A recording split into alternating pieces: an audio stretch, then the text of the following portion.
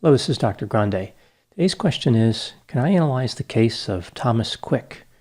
Just a reminder, I'm not diagnosing anybody in this video, only speculating about what could be happening in a situation like this.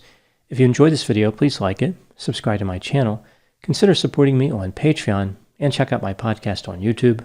I will put the relevant links for those items in the description for this video. First, I'll look at the background of this case, then I'll offer my analysis. Thomas Quick was born in Sweden on April 26, 1950. His real name is actually Sture Bergwall. He started out with this name, then went to Thomas Quick, then went back to his original name. Most people know him as Thomas Quick, so that is the name I'll use. Thomas said that when he was young, he was creative and ambitious. He was interested in theater and writing. At age 14, he realized he was gay.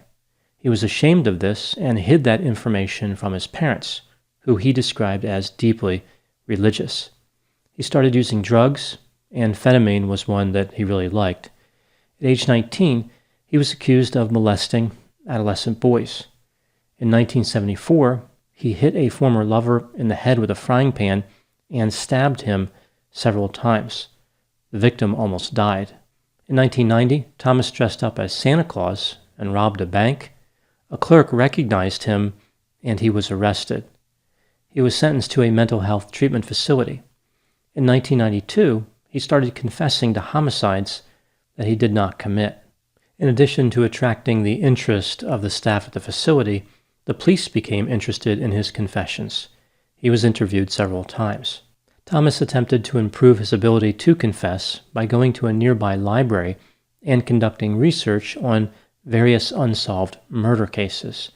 He was allowed to do this because the mental health facility would occasionally allow him to take a leave of absence. The basic format for his confessions was this. The staff at the mental health treatment facility would give Thomas benzodiazepines. He would undergo what they referred to as recovered memory therapy. The police would then interview him. The police really didn't seem to worry too much that the details that Thomas provided to them were not even close to the facts of the crime to which he was confessing. Records of his interviews with the police show that they were asking him leading questions. Thomas tried to pick up on subtle changes in body language and verbal cues to figure out what the police wanted to hear. So they wanted him to confess, really, it would seem, whether he was guilty or not, and he wanted to confess, even though he was not guilty. To explain how Thomas was wrong so often with those details, mental health clinicians said that he was accessing repressed memories, which they expected would be inconsistent. There have been several allegations regarding how Thomas was treated in a mental health facility that tie in with these confessions. For example, he was supplied information about the crimes that he could not have known otherwise.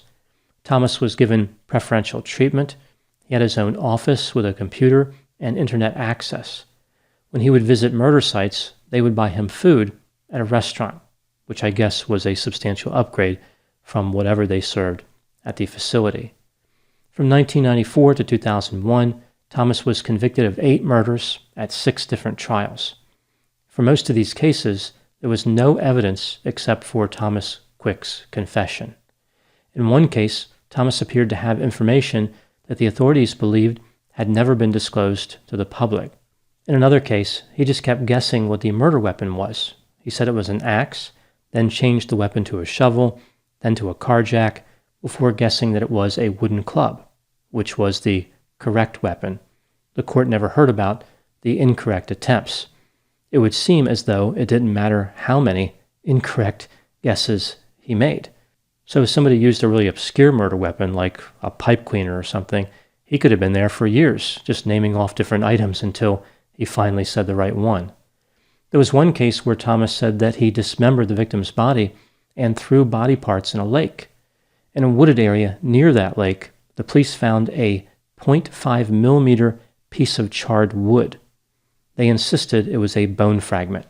As it turns out, it was not. Of course, it was a piece of wood. So because of that little supposed bone fragment, Thomas was convicted. Thomas Quick was sentenced to a secure mental health facility. In 2001, he stopped cooperating with the police. When taking all of his confessions together, including confessions which did not result in a conviction, Thomas confessed to over 30 murders, which occurred from 1964 to 1993 in Finland, Denmark, Sweden, and Norway. Other than the fact that Thomas had so many details of the crimes wrong, there were other reasons to doubt his confessions. A few examples: he confessed to murdering 2 African refugees in Norway. The difficulty is that these 2 individuals were found alive later on. Thomas had an alibi for a 1964 murder in Sweden. He was at his confirmation with family members over 250 miles away. There was even a photograph of him there. For another murder that took place in 1967, Thomas also had an alibi. No witnesses ever saw Thomas near any of the crime scenes. There was no DNA to connect him to any of the homicides. Something else that was unusual: Thomas didn't seem to have any preference for certain types of victims or a particular type of weapon. He confessed to killing men and women, children and adults. He used many different types of weapons. He traveled quite a bit, committing murders in different countries. This was a highly unusual profile, although there have been a few killers who really didn't seem to have a victim type or favorite weapon.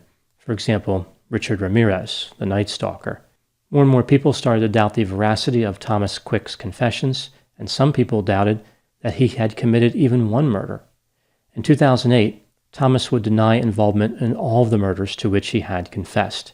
His attorneys argued that he had been given benzodiazepines before confessing, and they said the prosecution withheld evidence from the defense. By July of 2013, all of Thomas Quick's murder convictions were overturned. He was released from the mental health facility. Now moving to my analysis. Thomas said that when he was young, he wanted to be treated as an intelligent person. It sounds as though he was interested in becoming a mental health clinician. He would read about psychoanalysis. When he was at the mental institution after his crimes in 1990, he said he wanted attention. He was lonely. He wanted to belong to something. He noticed a disparity between himself and other criminals at the hospital. The more violent criminals were, the more serious their crimes, the more attention they received from staff. He wanted to be a member of that group. Again, he wanted to be interesting. The pain of loneliness was tearing him apart. It was unbearable.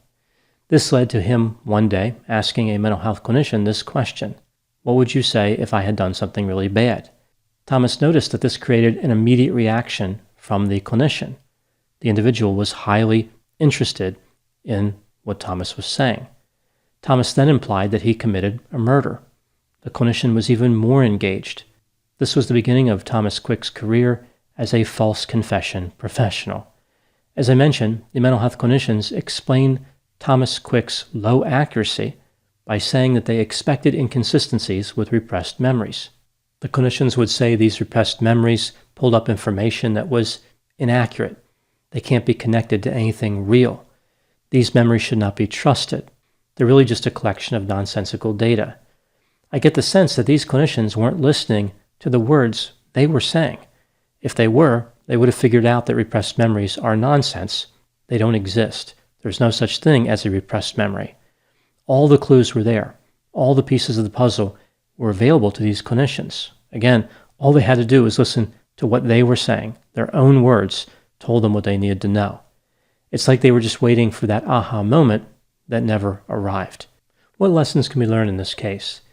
This is one of those cases that brings together some of the key weaknesses of mental health clinicians and law enforcement.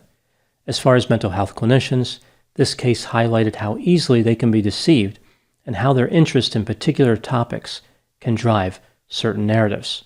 In the case of Thomas Quick, the more grisly he made his descriptions, the more interested the clinicians were. There was a real motivation for him to keep describing the crimes in more detail and making that detail more horrible.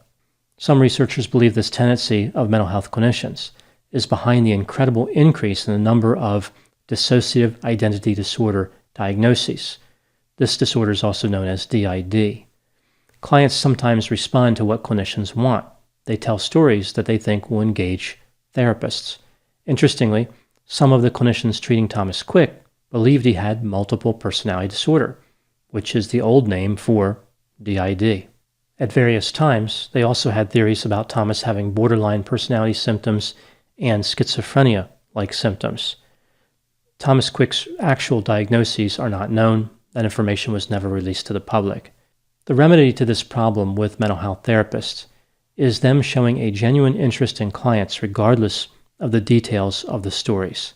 From a clinical perspective, no diagnosis or behavior should be considered more or less favorable or more or less interesting. I've heard clinicians say that they were lucky to get assigned a client with a rare diagnosis. It would be better if they considered themselves fortunate regardless of who they treated, regardless of what the diagnosis is. As far as law enforcement, this case underscored how desperate they are to solve cases and how they don't really worry too much about who they are accusing of a crime. Confessions are overvalued. They do represent important evidence, but all evidence can be faked. For example, labs can make mistakes with DNA, witnesses can misidentify people, video surveillance timestamps can be inaccurate. For whatever reason, the police view confessions as the best evidence, like they always point to the truth. But there's no scientific reason to believe that. That's just a fantasy. People can confess for a variety of reasons. They could be under stress, they could be psychotic, they could be intimidated by the police, or they could be confessing for attention. This appears to be what happened in the case of Thomas Quick. I find it interesting how when people are saying something the police don't want to hear, those people must be lying. But when they're confessing to a crime, no matter how ridiculous the confession is, it must be true. Thomas Quick was not a murderer, but his behavior was destructive. How many investigations ended due to his confessions? How many perpetrators were allowed to escape justice? The family members of victims believed they had closure, only to find out they did not. I think one way that this whole situation could have been prevented would have been if the mental health treatment facility called in consultants to assess Thomas Quick. Thomas was treated by a limited number of clinicians who were under the supervision of just a few people.